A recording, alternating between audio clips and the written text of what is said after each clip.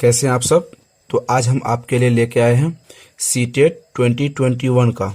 अब तो 2021 में एग्ज़ाम होने वाली है आपकी। पहले जो अब मैं एग्ज़ाम डेट में आपको बता दूं, 31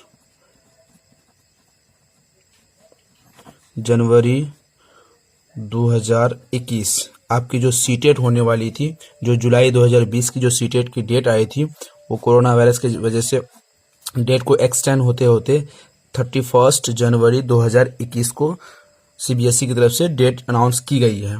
तो आज हम लोग पढ़ेंगे सीटेट मैथ का टेस्ट सीरीज। हमारी जो टेस्ट सीरीज चलती है टेस्ट सीरीज जो हमारी चल रही है, इससे पहले हम लोगों ने 11 वीडियो अपलोड कर दिए हैं। तो आज हम लोगों का टेस्ट सीरीज का क्लास है 12। आपको वीडियो के डिस्क्रिप्शन में आपको लिंक दे दूंगा, जाके आप देख सकते हैं, या फिर प्लेलिस्ट में मैं आपको प्लेलिस्ट में आप जाके चैनल के प्लेलिस्ट में आप देख सकते हैं। तो चलिए आज मैथ का हम प्रिपरेशन करेंगे। मैथ का टेस्ट सीरीज चालू करेंगे।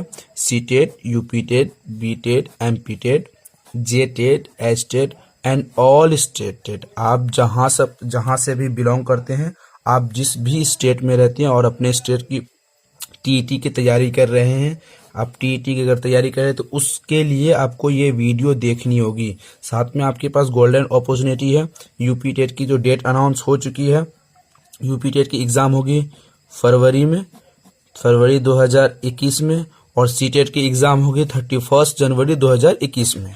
तो आपको ये वीडियो टेस्ट सीरीज मैथ का जो टेस्ट सीरीज है आपके लिए बहुत ही बेनिफिट होगी। क्यों? क्योंकि बहुत सारे स्टूडेंट को मैथ से डर लगता है। मैं इस तरीके से टेस्ट सीरीज लाया हूं। एनसीईआरटी बेस्ड क्वेश्चन है जो 100% आपके सिलेबस से पूछे जाते हैं। इस तरीके से क्वेश्चन में आपको कोई डरने की जरूरत नहीं है। आसान से मैं ट्रिक्स के साथ आपका ये मैथ पढ़ाऊंगा। मैथ में 0 टू हीरो, आपको जीरो भी नहीं आती फिर भी आपको ये मैथ समझ में आ जाएगा आसानी से। तो चलिए शुरू करते हैं। मैं आपको व्हाट्सअप नंबर बता दूं। व्हाट्सअप नंबर है 7634993536 नंबर पर आप व्हाट्सअप करके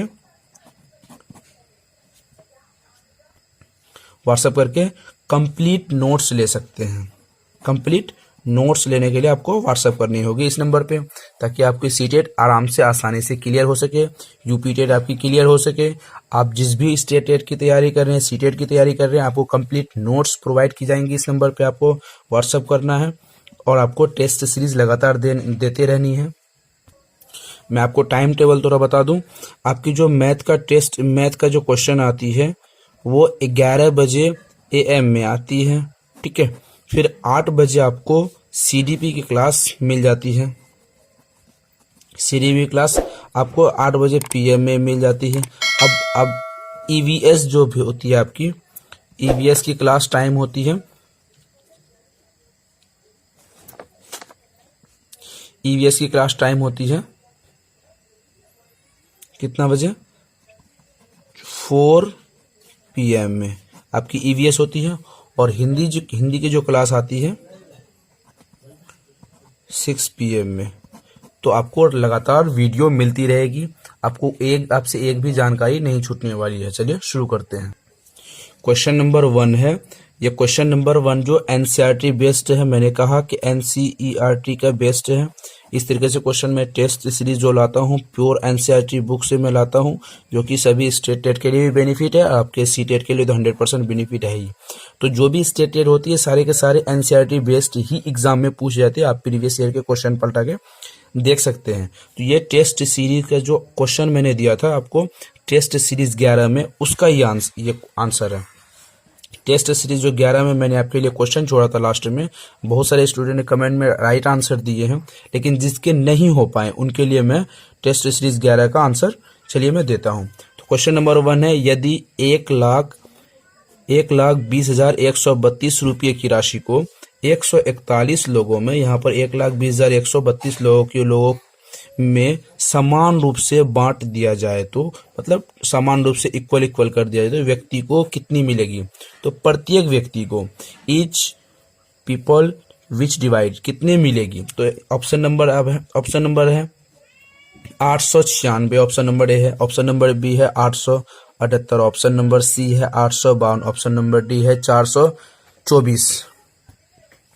चलिए इसको सॉल्व करते हैं।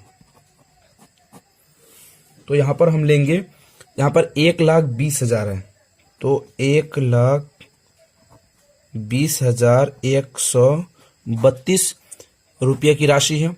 141 लोगों में डिवाइड करना है, 141, 141 लोगों में इसको डिवाइडेड करना है।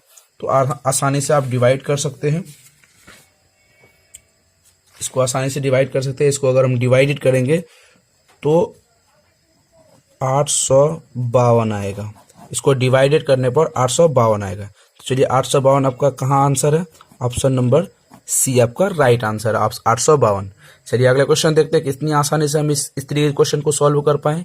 सिंपल सीटेट में जो होती है, सीटेट हो या यूपी टेट हो या फिर बी टेट हो या कोई भी टेट हो, आसानी से इस तरीके से क्वेश्चन आप सॉल्व कर सकते हैं, क्योंकि क्वेश्चन इजी होते हैं। थोड़ी सी उसको उल्टा पूछता है जो आपके जहन में उस वक्त समझ नहीं आती, क्योंकि आपको स्पीड में बनानी होती।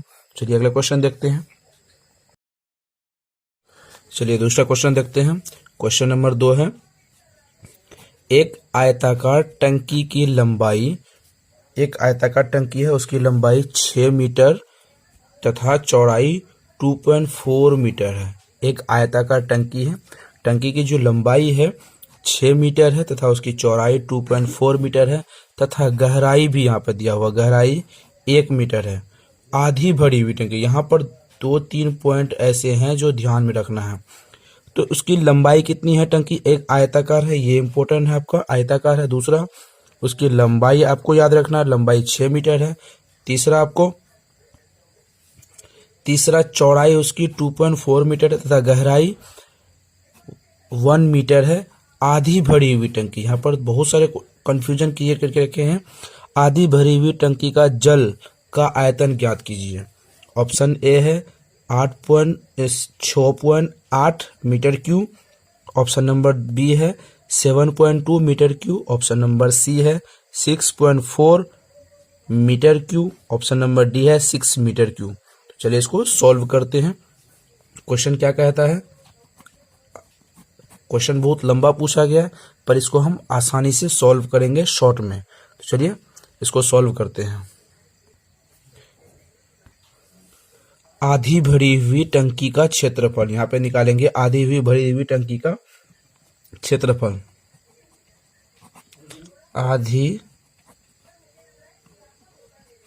भरी हुई टंकी का क्षेत्रफल, हमें पता है फॉर्मूला जब हम याद रखेंगे आधी भरी हुई टंकी का क्षेत्रफल। मैंने आज तक हम लोगों ने कभी भी ये नहीं पढ़ा कि आधी हुई भरी टंकी का क्षेत्रफल क्या होता, कोई फॉर्मूला हमको पता नहीं, लेकिन फॉर्मूला हमको पता ये है कि आयताकार है तो आयत का क्षेत्रफल होता है। आयत का क्षेत्रफल होता है लंबाई गुने चौड़ाई, आयत का क्षेत्रफल होता है लंबाई गुने चौड़ाई।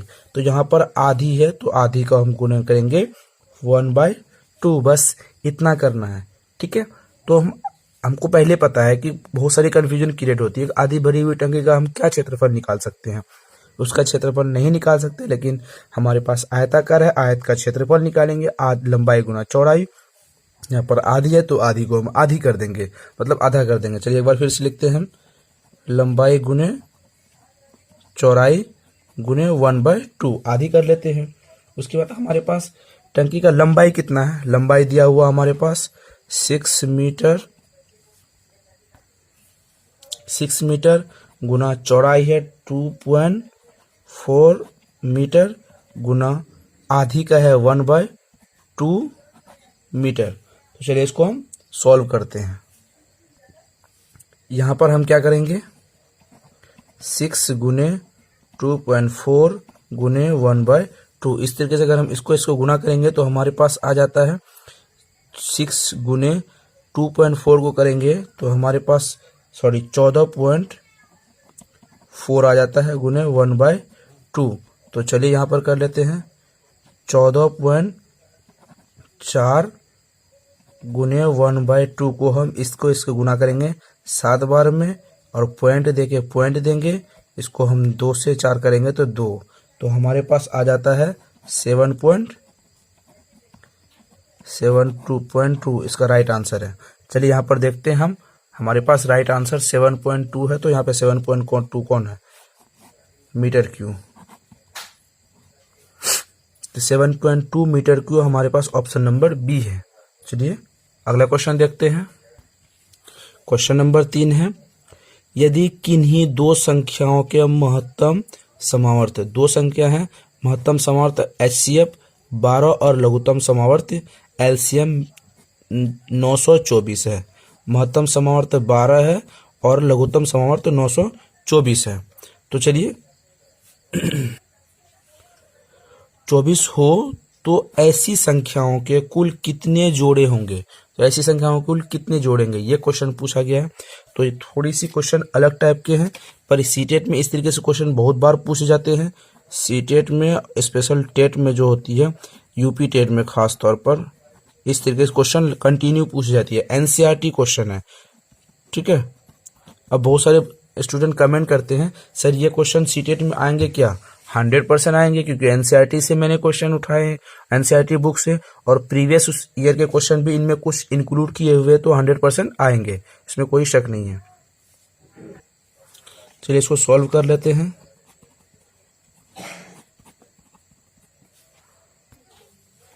यहां पर हम लिखेंगे, माना कि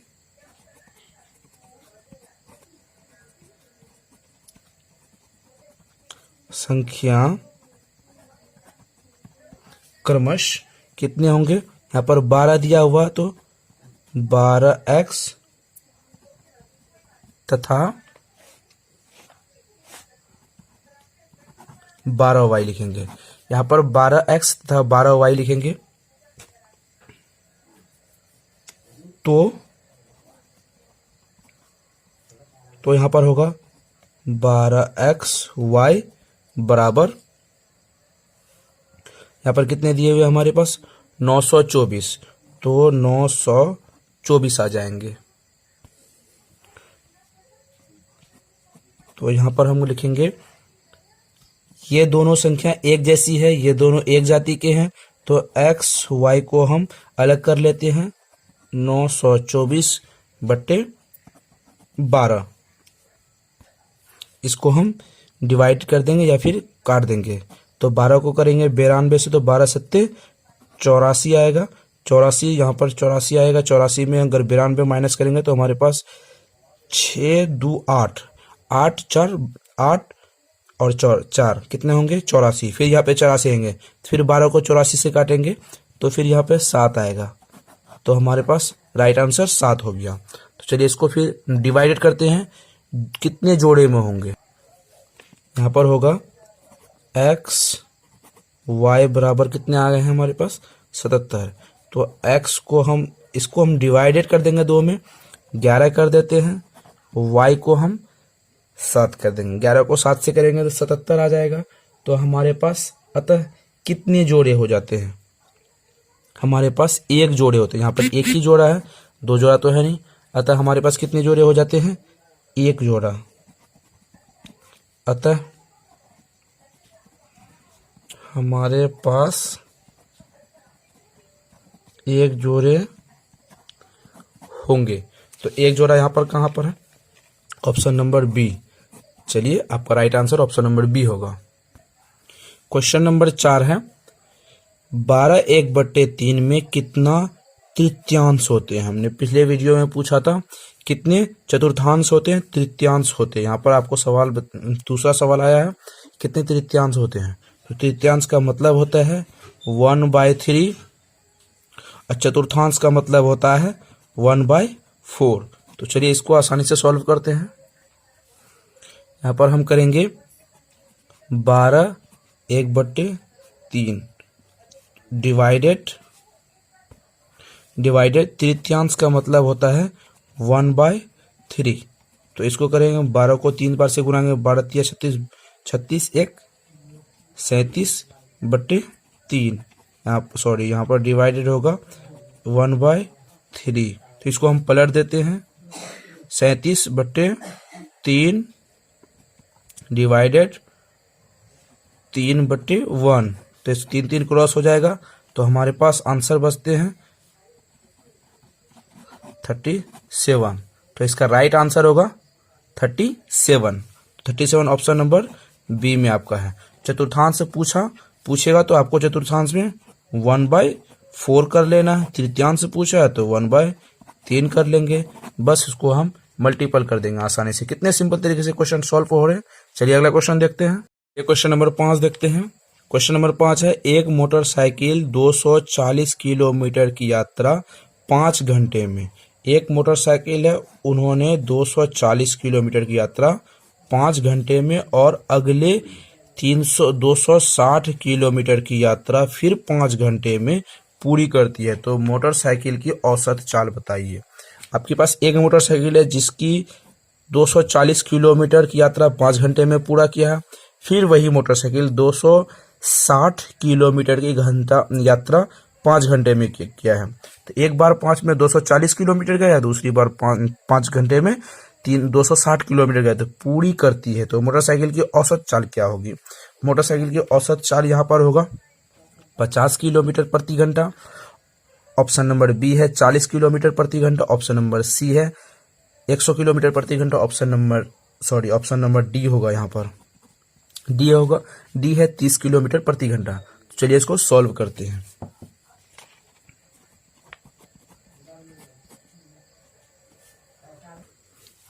तो यहां पर लिखेंगे मोटर की तय की गई दूरी। तो मोटर की कितनी तय की गई दूरी है। सबसे पहले मोटर ने कितनी दूरी तय की थी, 240 किलोमीटर प्लस फिर उसके बाद 260 किलोमीटर। तो दोनों को अगर हम जोड़ देंगे तो 500 किलोमीटर। मोटर ने कुल दूरी 500 किलोमीटर तय की है। तो चलिए फिर देखते हैं उसके बाद फिर क्या हुआ। कुल लगा समय, अब यहां पर होगा कुल लगा समय। तो फिर 240 किलोमीटर जब मोटरसाइकिल चली थी तो वहां पर 5 घंटे में चली थी। फिर 260 किलोमीटर में जब चली थी तो वहां पर भी 5 किलोमीटर चली थी। तो यहाँ पर 10 घंटे हो गए। तो कितने घंटे में, 10 घंटे में 500 किलोमीटर की यात्रा तय की थी। तो औसत चाल निकालते हैं हम यहाँ पर। औसत चाल बराबर हमारे पास होगा 500 किलोमीटर बटे 10 घंटा। दोनों को हम डिवाइडेड कर देंगे, 0 0 से क्रॉस हो जाएगा, हमारे पास बचता है 50 किलोमीटर। तो हमारे पास राइट आंसर क्या होता है, 50 किलोमीटर। तो चलिए आपके ऑप्शन में 50 किलोमीटर प्रति घंटा कहाँ है, 50 किलोमीटर प्रति घंटा। तो ऑप्शन नंबर ए में है आपके 50 किलोमीटर प्रति घंटा। तो मोटरसाइकिल की औसतन चाल होती है 50 किलोमीटर प्रति घंटा। चलिए अगला क्वेश्चन देखते हैं। क्वेश्चन नंबर 6 है, 3 1/4 किलोग्राम चीनी से 1/16 किलोग्राम चीनी के कितने पैकेट बनाए जा सकते हैं। 3 1/4 किलोग्राम चीनी है, उससे 1/16 किलोग्राम चीनी से कितने पैकेट बनाए जा सकते हैं। ऑप्शन नंबर ए है 55, ऑप्शन नंबर बी है 52, ऑप्शन नंबर सी है 45, ऑप्शन नंबर डी है 32। तो इस क्वेश्चन का जवाब आपको कमेंट बॉक्स में देना है। School teacher academy channel